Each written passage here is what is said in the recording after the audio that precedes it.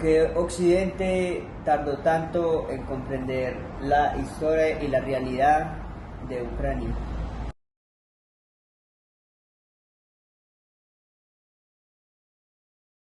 So why is Ukrainian history so little known across the world, around the world, and in particular in the West, but not only? Well, one of the reasons is that the way how people started writing history, for example, in Europe in the 19th century, it was very much dependent on the states and monarchies and dynasties and empires. And this is in this way that the Russians wrote their history in the early 19th century, with such historians as Karamzin and others who are obviously very, very closely connected with the Russian monarchy, with the Russian Empire. And the problem is that it reinterpreted all history that happened until the 19th century in terms of a history of the Russian state, as the Russians were calling it, история государства российского.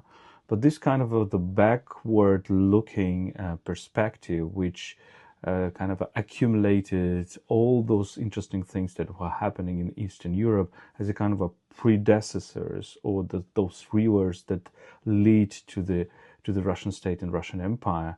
As Russian poet Pushkin said at that time, that all the Slavic rivers will end up in the Russian Sea. And from that moment, you see that, for example, for an educated European in the 19th century, everything that goes to the east of Germany is already Russia, including, for example, the Baltic states, current Baltic states, including Finland, including Poland. Obviously, the major part of Poland in the 19th century was occupied by the Russian Empire. And of course, in all this reduction of this plurality of history, there was no place for Ukraine, for Georgia, for the Caucasian nations, for the Central Asian nations, for the Siberian nations. A lot of people who were colonized and conquered by the Russians, and kind of integrated them forcefully with violence, with a lot of violence and a lot of cruelty, integrated into the Russian Empire.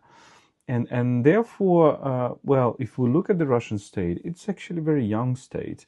We can say that it has started with Peter I in the early 18th century with the development of the Russian Empire, or we can say that probably its origins are when the Muscovy, Grand Duchy of Muscovy, was liberating itself from the Mongol rule, and it's about 15th and 16th century. While, for example, if we look at into Ukrainian history, it's far deeper and far more interesting. You have a big medieval element, which is represented by both Rus, centered in Kiev, in the 9th and 10th and 11th century and 12th century, and that Russians try to annex, of course, and claim that this is their history, which is obviously not.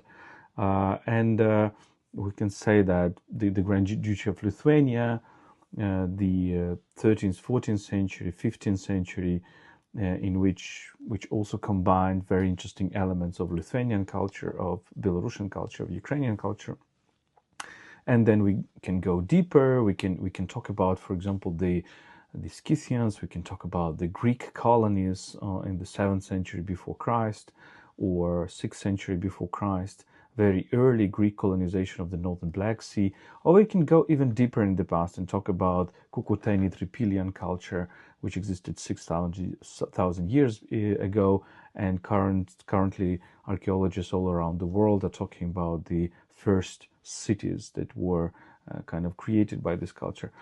And all of that kind of disappears if we take the Russian vision of history. All this plurality disappears. We don't talk about, for example, in Ukrainian history, we don't talk about the half of millennium starting from, let's say, 11th or 12th century up until the 16th or 17th century. We don't talk about Crimean Tatar culture. We don't talk about other remnants of the Mongol Empire. We don't like Volga Tatars. We don't talk about the Central Asian cultures, which were integrated into this Arabic Muslim world and very educated world. We don't talk about the Caucasus, which adopted Christianity much earlier than Kiev, and of course then Moscow. The Christianity was in the Caucasus like maybe 100, like 7 centuries before Moscow. We don't talk about Armenian culture, Georgian culture. We don't talk about the very interesting Muslim cultures of the Caucasus. It's all disappears. It's all is turned into this very unilateral, linear version of the Eastern European history. And well, this Russian narrative makes us poor, makes us spiritually poor, culturally poor. We kind of reduce all this richness into just one story of a dynasty, Romanov dynasty, that just brings mostly violence and erasure of identities and erasure of languages all over the places that it conquers. And it's sad. I mean, the world culture is very, very diverse, and the cultures of Eastern Europe or Central Asia or Caucasus are very, very diverse and very interesting and worth studying in order to overcome this reduction, authoritarian reduction, or totalitarian reduction that is brought by the Russian narrative.